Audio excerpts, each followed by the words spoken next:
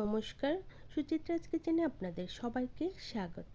আমার আজকের রেসিপি পেঁয়াজ রসুন ছাড়া নিরামিষ বিরিয়ানির রেসিপি। এমন করে যদি বানানো হয় তখন কিন্তু বাচ্চা থেকে বড় সকলেই পছন্দ করে এই বিরিয়ানির রেসিপি।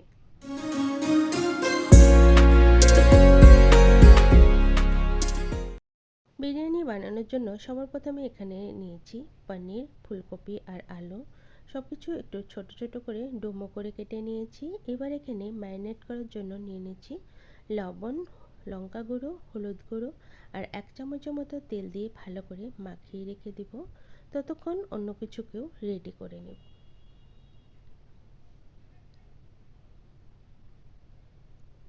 এবার একটা মিক্সিং জার নিয়ে একটু মশলা তৈরি করে নিব। ঝালের জন্য দিয়ে দিলাম কাঁচা লঙ্কা আর 1.5 ইঞ্চি আদার টুকরো, আর দিয়ে দেব একটা বড় সাইজের টমেটো। এটার একটা পেস্ট করে রেডি করে একটা সাইডে রেখে দেব। এখানে শুকনো মশলাও একটু নিয়ে নেব। 1 চামচ দিয়ে দিলাম কাশ্মীরি লঙ্কার গুঁড়ো কালারের জন্য, আর 1.5 চামচ দিয়ে দেব ধনে গুঁড়ো, 1/2 চামচ হলুদ গুঁড়ো একটুখানি জল দিয়ে গুলিয়ে রেখে দেবো একটা সাইডে। এখানে আমি চালটাকে আগে ধুয়ে নিয়েছিলাম। আমি এখানে 300 গ্রাম বাসমতি চাল নিয়েছি। ভালো করে ধুয়ে জলে ভিজিয়ে রেখে দেবো আধ ঘন্টার জন্য। এখানে চাইলে কিন্তু ঘরোয়া চাল দিয়েও বানানো যায়।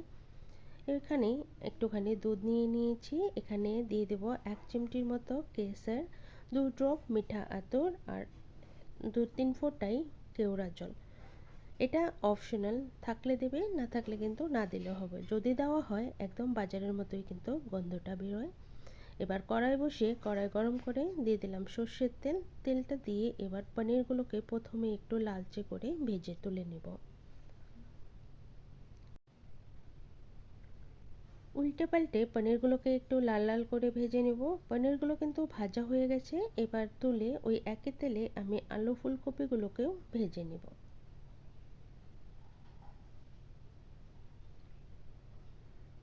ভাজা হয়ে গেছে, তুলে নিব। এবার ওই একই তেলে আমি ফোড়নের জন্য দিয়ে দেব কিছু মশলা। এখানে দিয়ে দিলাম একটা তেজপাতা ছোট করে, দারচিনির টুকরো, 3টে ছোট এলাচ একটু থেতো করে দিয়ে দিলাম। এবার যে মশলাটা বেটে রেখেছিলাম সেটাকে দিয়ে দিলাম। এবার মশলাটা ভালো করে কষিয়ে নেব। মশলা ভালো করে কষানো হয়ে গেলে আমি যে গুলে রেখেছিলাম লঙ্কা গুঁড়ো, ধনে গুঁড়ো, সেটাকেও দিয়ে দিলাম। সব মশলাই ভালো করে কষিয়ে নেব। মশলা কষানো হলে কিন্তু ঝোলটা বেশ ভালো হবে। এবার এখানে স্বাদ মতো লবণ আর দিয়ে দিলাম 1 চামচ চিনি।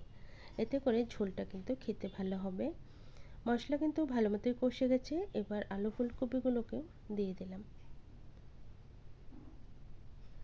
এরই সাথে পনিরগুলোকেও দিয়ে দিব। পনিরগুলো দিয়েও একটু সময় কষিয়ে নেব।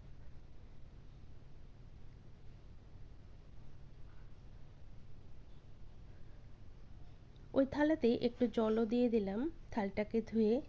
এবার মশলা ভালো মতোই কিন্তু কষে গেছে আলু ফুলকপিগুলো। এবার এখানে জল দিয়ে দিব।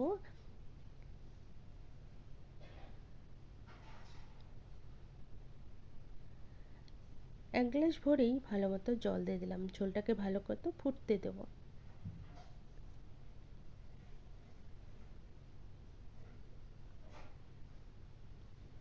ঝোল কিন্তু খুব সুন্দরভাবেই হয়ে গেছে। এভাবে ঝোল খেলেও কিন্তু হবে। এটাকে একটা সাইডে নামিয়ে রেখে আমি বিরিয়ানির ভাতটাকে রান্না করে নিব। একটা পাতিলে জল বসিয়ে দিয়েছি, 2টো স্টার এনিস, একটা বড় এলাচ, লবঙ্গ, দারচিনি আর অল্প একটুই দিয়ে দিলাম সাজিরে 2টো তেজপাতা। জলটাকে ভালো মতো গরম হতে দিব। জল ভালো মতো গরম হয়ে গেলে ভিজিয়ে রাখা চালটাকে দিয়ে দেব। চাল দিয়েও ভালো করে হালকা হাতে নেড়ে চেড়ে আমি ঢাকা দিয়ে রেখে দেবো যতক্ষণ না পর্যন্ত ভালো মতো ফুটে উঠছে।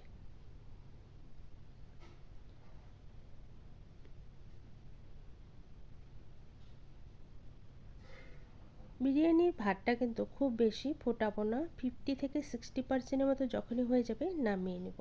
এদিকে ঝোলটাকেও আমি যে পাত্রে দমে দেব সেই পাত্রেতে ঢেলে নিলাম। কয়েক টুকরো পনির আমি উঠিয়ে রেখে নিলাম। এবার 1/2 চামচ দিয়ে দেব বিরিয়ানির মশলা। এতে করে গন্ধ ভীষণই সুন্দর আসবে। একটু নেড়ে চেড়ে জল থেকে ছেঁকে ভাতটা দিয়ে দেব। এখানে ভাত কিন্তু আমি সম্পূর্ণ 100% কুক করিনি, এখানে 50 থেকে 60%-এর মতোই কুক হয়েছে। বাকিটা দমে দেওয়ার পরেই কিন্তু সেদ্ধ হয়ে যাবে। ওপর দিয়ে একটু সুন্দর করে ছড়িয়ে দিয়ে দিলাম। এবার ওপর থেকে পনিরগুলো যে রেখেছিলাম সেটাকেও সাজিয়ে দিলাম। দুধে মেশানো কেসারটাও দিয়ে দিলাম। ওপরে একটু বিরিয়ানির মশলা ছিটিয়ে দিলাম। দেওয়ার পরে 1 চামচের মতো ঘিও দিয়ে দিলাম। এবার আমি আটা ময়দা কিছু লাগাবো না, এভাবেই একটা ঢাকা দিয়ে ওপরে একটা তাওয়া বসিয়ে দেব। গ্যাসের ফ্লেমটা একদম লোতে রেখে 10 মিনিট রেখে দেব। তারপরে আবারও 10 মিনিট পর আমি সার্ভ করব। বিরিয়ানি কিন্তু একদম তৈরি হয়ে গেছে। খুব সুন্দর গন্ধ বেরোচ্ছে, দেখুন ভাবটা দেখতেও কিন্তু খুব সুন্দর হয়েছে। এবার উঠিয়ে পরিবেশন করব গরম গরম। এরকম গরম গরম বিরিয়ানি রায়তা বা সালাডের সঙ্গে খেতেও ভালো লাগে, যে যেমন পছন্দ করে। সবাই কিন্তু ভালোই বানাতে পারে, তবে আমি বানানোটাই শেয়ার করলাম। আমার আজকের এই বিরিয়ানির রেসিপিটা যদি ভালো লেগে থাকে একটা লাইক করার অনুরোধ রইল। আর আপনারাও কিন্তু এভাবে বানিয়ে বাচ্চাদেরকে দিতে পারেন, ভীষণ পছন্দ করবে।